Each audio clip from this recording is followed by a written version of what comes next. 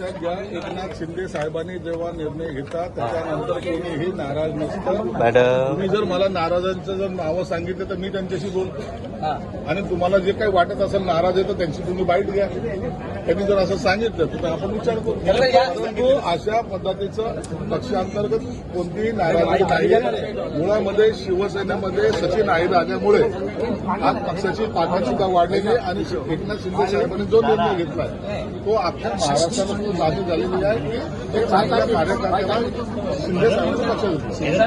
कालपर्यंत सभापतींसाठी हे पद मिळावं अन्य आमदारांनी पत्रव्यवहार देखील एकनाथ शिंदेकडे केलेला होता आणि दुसरीकडे कालपर्यंत ज्या पद्धतीने सचिन अहिर आपल्या पक्षावर पक्ष नेतृत्वावरती टोकाची टीका करत होते आणि त्यांना आपण अशा संवैधानिक महत्वाच्या पदावर बसवताय आणि निष्ठावंतांना डावलून त्याच्यावरून असे मी अनेक उदाहरण सांगू शकतो की ज्यांनी पक्षावर टीका केली होती परंतु त्यांना जेव्हा जाणीव झाली की एकनाथ शिंदे साहेबांच्याच नेतृत्वामध्ये आपण काम करू शकतो ते असे अनेक जण. मी तुम्हाला जर नावं सांगायची असतील तर अनेकांची यादी माझ्याकडे. परंतु मंत्रिपद असो, उपसभापतीपद असो, सभापतीपद असो, कोणतं एखादं महामंडळ असो, यावर अनेक लोक इच्छुक असतात आणि प्रत्येक जण आपापल्या पद्धतीने लॉबिंग करत असतात. याचा अर्थ असा होत नाही. परंतु एकदा पक्ष नेतृत्वाने निर्णय घेतला की त्याच्यावर पुन्हा भाष्य करायचं नाही, ही पक्षाची पद्धत आहे. ठाकरेंचे विधान परिषदेचे आमदार अजूनही धनुष्यबाणाच्या चिन्हावरची नोंद त्यांच्याकडे निवडणूक आयोगामध्ये आहे.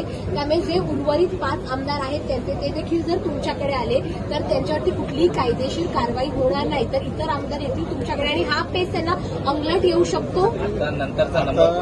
आता एक लक्षात घ्या, नीलमताई आले आमच्याकडे, मनीषा कांदे आलं, आता सचिन अहिर आलेले. हा कायदेशीर पेच आमच्यासमोर नाहीच आहे कारण की आमचा पक्ष हा अधिकृत आहे. आमच्याकडे पक्ष चिन्ह आहे आणि त्या चिन्हावर ते सर्वजण लोक निवडून आलेले आहेत. म्हणून आता त्यांना आणखीन आमच्याकडे जर घ्यायचं असेल तर त्याचा निर्णय एकनाथ शिंदे साहेबांनी घेतला. अजून त्यांच्यावरती कारवाई करणार का? तुम्ही त्यांच्यावरती कारवाई करणार का? आम्ही कारवाई करायची असेल तर आम्हाला तो अधिकार आहे. परंतु आम्ही त्या कारवाईच्या भानगडीत पडत नाही. ते आमचेच आहेत ना. ते आज ना उद्या आमच्याकडे येतील. कशासाठी कारवाईचा बडगा उचलल्यावरती ते येतील ना. नाही, ही ब्लॅकमेलिंग आमच्याकडून होणार नाही. आम्हाला त्यांचे स्वतः एक